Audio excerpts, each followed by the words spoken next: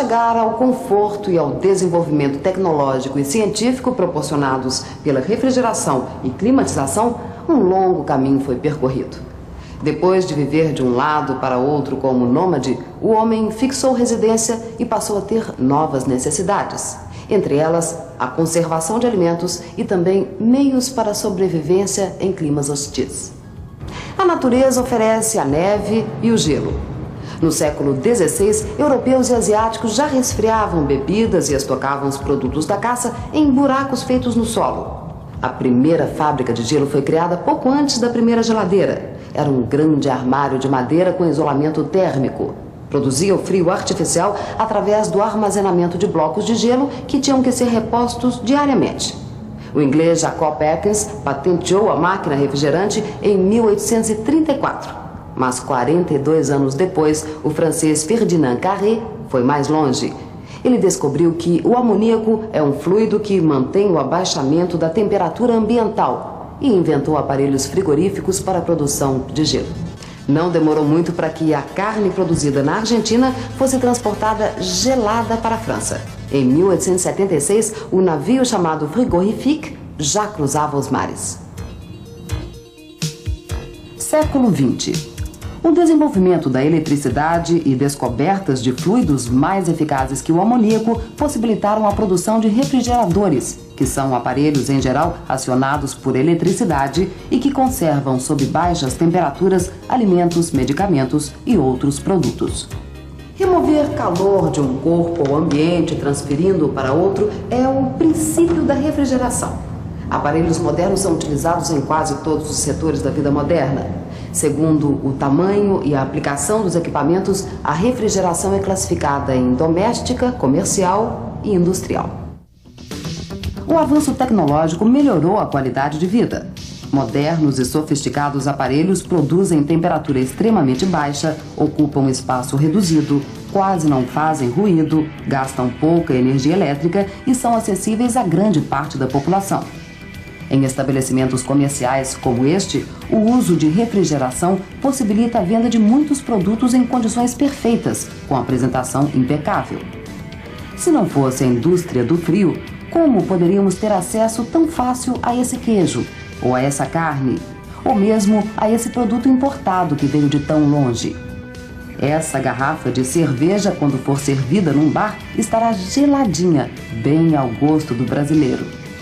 Na indústria, a utilização da refrigeração é muito importante para o funcionamento de diversos setores.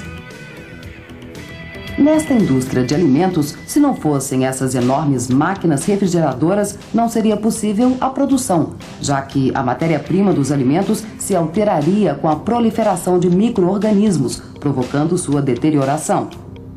Neste frigorífico, por exemplo, estão armazenadas as carnes que serão usadas para fazer vários produtos. Elas estão em instalações fixas, acionadas por motor elétrico. E o trabalho da refrigeração na indústria não para aí. Veja esses caminhões equipados com câmaras frigoríficas que vão levar os produtos aos pontos de venda e consumo. São chamados instalações móveis e também podem estar em navios, trens e aviões que transportam alimentos e outros produtos perecíveis. Esse caminhão frigorífico transporta sorvetes para várias cidades a muitos quilômetros da fábrica, com a garantia de que tudo vai chegar ao seu destino em perfeito estado. O ritmo de desenvolvimento no setor de climatização não fica atrás. Frio ou calor excessivos atrapalham muitas atividades profissionais e equipamentos considerados essenciais nesse final de século poderiam ser inviabilizados pelo desequilíbrio do clima. Mas a indústria do ar-condicionado pode controlar as condições de umidade, a pureza, a renovação e a movimentação do ar em ambientes fechados. A necessidade leva à sofisticação. E os avanços da indústria do ar-condicionado abraçam muitos setores da atividade humana. Para a climatização doméstica, são usados aparelhos pequenos, conhecidos como condicionadores de ar tipo janela, que esfriam o ambiente em regiões de temperatura alta e esquentam em lugares frios. A temperatura equilibrada contribui para o bom desempenho profissional e é essencial para a manutenção de equipamentos na área da saúde, lazer e prestação de serviços. Os equipamentos podem ser de tamanhos variados. Na climatização industrial, a escolha dos equipamentos depende do grau de interferência no clima que se deseja.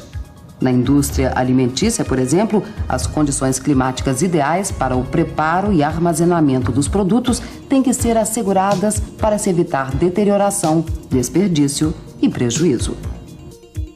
O uso do ar-condicionado nos meios de transporte também garante a qualidade de vida.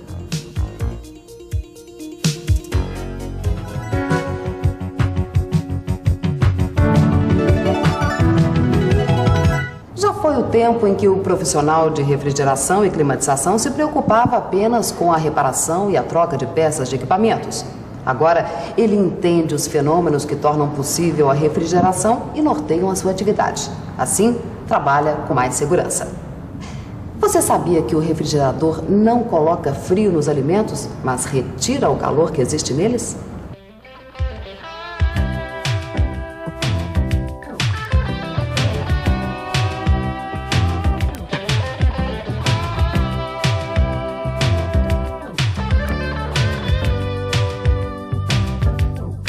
O calor é uma forma de energia que passa de um corpo para o outro quando a temperatura entre eles é diferente. E a transferência é sempre do mais quente para o mais frio. No sistema de refrigeração é colocado um fluido refrigerante que percorre todo o sistema, retirando o calor dos alimentos.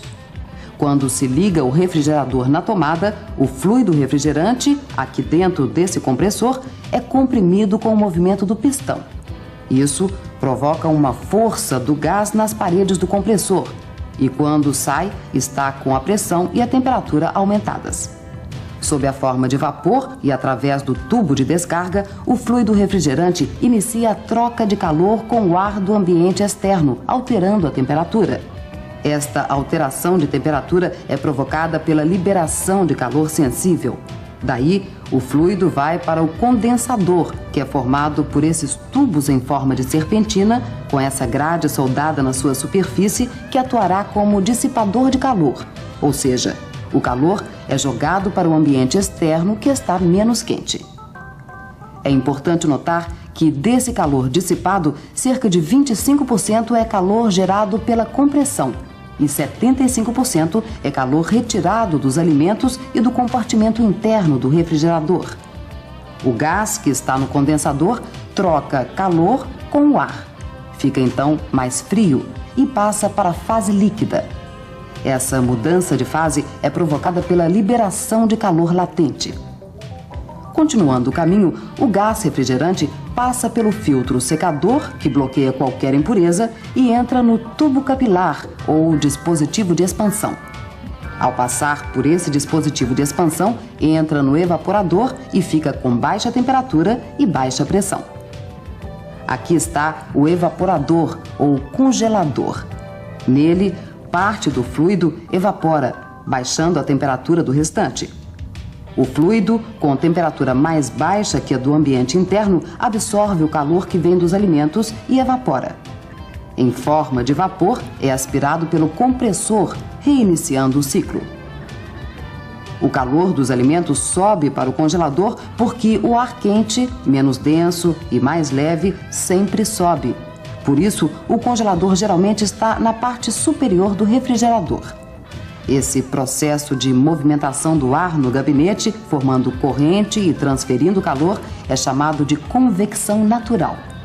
Está aí o ciclo de refrigeração. Existem vários fluidos refrigerantes e cada um tem a sua pressão e temperatura de condensação e de evaporação. Como você já viu, no ciclo, a pressão e a temperatura estão extremamente relacionadas. Veja nesta tabela, que é um dos instrumentos de trabalho do profissional de refrigeração, a relação entre temperatura e pressão de evaporação do R12. À pressão de 9,2 psig, a temperatura de evaporação se dá a 17,8 graus centígrados negativos. Já a pressão de 21 psig, sua temperatura de evaporação é de 6,6 graus centígrados negativos. Para se medir a temperatura ambiente, usa-se termômetros. No termômetro, podem ser adotadas várias escalas. No Brasil, que segue o padrão métrico decimal, usa-se a escala Celsius.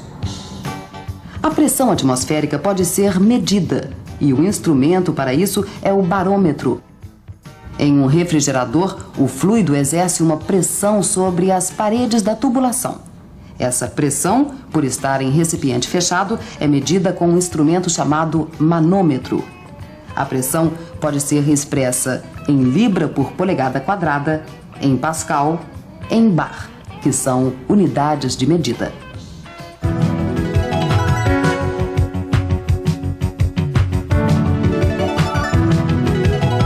O refrigerador é alimentado por energia elétrica através do fio condutor.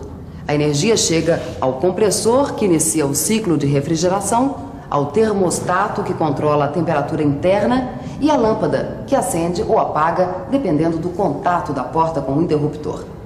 O termostato tem um bulbo ligado ao evaporador.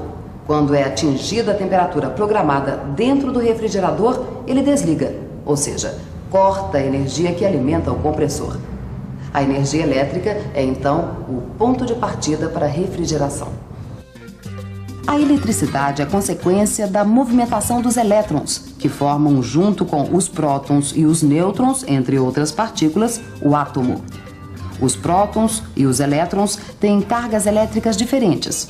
Por convenção, o próton é positivo e o elétron negativo. A eletricidade é uma forma de energia e pode ser obtida através de várias fontes. A fricção é uma delas. Quando atritamos um pente com o cabelo e o colocamos próximo a pedaços de papel, podemos observar que os mesmos serão atraídos pelo pente.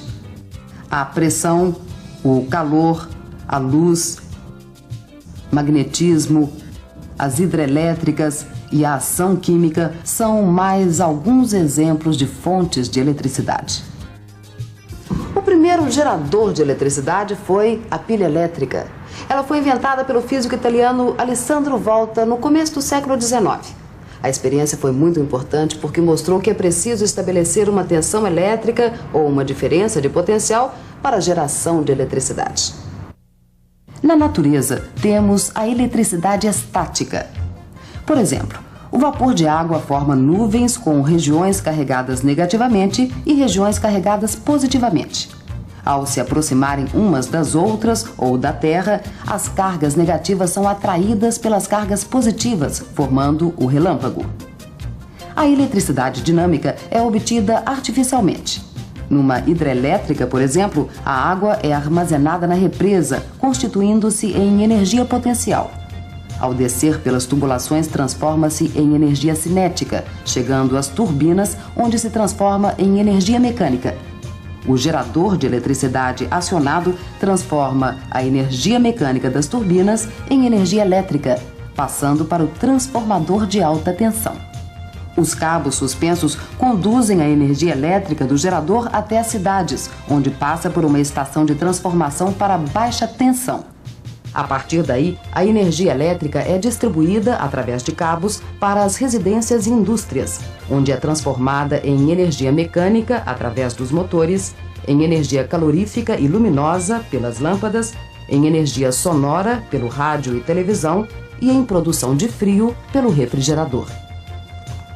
Em um refrigerador, a energia elétrica é transformada pelo motocompressor em energia mecânica, que depois é transformada em energia térmica ou calorífica. O processo de transformação da energia elétrica em outra forma de energia é chamado de trabalho elétrico. E a quantidade de trabalho de um aparelho em determinado tempo e a partir de uma quantidade de energia é a potência elétrica. Essa lâmpada consome 200 watts e produz mais luminosidade que esta outra, de 60 watts. Elas têm potências diferentes. A corrente elétrica é o movimento ordenado das cargas elétricas. Nessa lanterna, vemos um circuito elétrico simples, onde temos o gerador criando uma diferença de potencial entre as extremidades do condutor, produzindo a corrente elétrica. A carga é representada pela lâmpada e o interruptor pelo botão, que abre e fecha o circuito elétrico. O que muda nos circuitos elétricos é a forma de ligação entre os componentes. Uma forma é o circuito em série, onde as cargas ou consumidores dependem um do outro. Se um for desligado, outros se desligarão. Na sua casa, você pode apagar uma lâmpada sem que outros equipamentos elétricos sejam desligados. Trata-se do circuito paralelo. Nesta planta elétrica de casa estão projetados vários circuitos e cada um é um ramo do principal. A corrente elétrica vai se dividir pelos vários ramos do percurso e o valor da intensidade da corrente não será o mesmo, porque existem resistências. Se for desligado um componente, a corrente deixa de circular apenas no ramo em que ele se encontra. Já num circuito misto, parte dos componentes são ligados em série e parte em paralelo. O profissional mede a potência, a resistência, a corrente e a tensão num circuito. Tudo isso é possível com instrumentos medidores. A tensão elétrica é medida pelo voltímetro. Ele deve ser ligado em paralelo entre os pontos em que se deseja medir a tensão. Neste caso, a voltagem, que é a diferença de potencial entre os dois pontos do circuito, é de 127 volts. Esse outro instrumento é o amperímetro. Ele mede a intensidade da corrente elétrica. Neste refrigerador, por exemplo, a quantidade de carga elétrica que passa no condutor é de 1,55 amperes. A resistência também pode ser medida.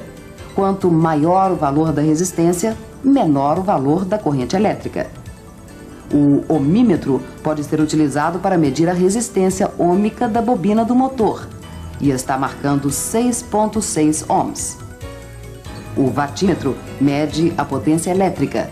São 140 watts. Geralmente, todo aparelho elétrico apresenta uma etiqueta, onde o fabricante especifica a tensão e a ciclagem em que deve operar e também a corrente ou potência que consome. A indústria moderna utiliza em larga escala as propriedades magnéticas dos materiais em motores e geradores elétricos. Os materiais imantados também são usados em instrumentos de medição e de transmissão de sinais eletrônicos.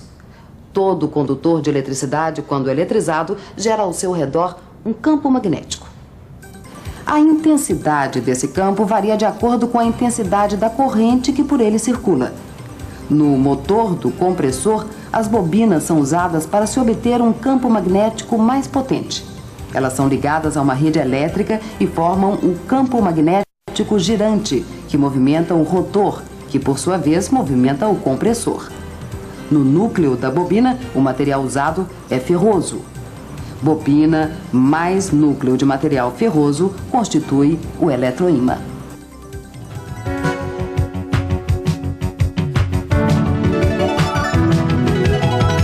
A procura constante por melhores condições de vida leva o homem nesse final de milênio a superar desafios. As tendências da refrigeração e da climatização mostram que alguns deles já estão resolvidos. A liofilização é um bom exemplo. A salsinha desidratada e os alimentos de preparo instantâneo são os liofilizados mais conhecidos atualmente. O método é bastante utilizado também nos bancos de sangue para a conservação do produto que vai salvar vidas. A criogenia é a técnica para a produção de baixíssimas temperaturas com o uso de gases naturais, como o gás carbônico, o nitrogênio e o oxigênio presentes na atmosfera, resolvendo um problema ecológico. Em processo industrial, eles são transformados em líquidos que substituem o CFC, gás artificial usado em refrigeradores, nocivo à camada de ozônio porque provoca o aquecimento da Terra, o temível efeito estufa. Já existe um pacto para que países desenvolvidos parem de fabricar e importar produtos com CFC, contribuindo para a qualidade de vida no planeta azul. Enquanto isso, a refrigeração termoelétrica já vem substituindo o uso do gás nocivo. É um método que usa semicondutores e corrente elétrica para a produção do frio. Você deve saber reparar uma máquina de refrigeração usando métodos adequados que possibilitem o funcionamento perfeito com economia. Mas se você quer mesmo estar em dia com seu tempo, tem que participar da luta pela qualidade de vida. Prepare-se com confiança e consciência e garanta um bom desempenho profissional. Esperamos que você tenha gostado desse primeiro vídeo e adquirido uma noção geral sobre mecânica de refrigeração e ar-condicionado. Não se separe da apostila impressa que você recebeu com essa fita. Ela é muito importante para dar mais detalhes e explicações sobre os assuntos apresentados nesse vídeo. Uma boa sorte para você no começo dessa nova empreitada.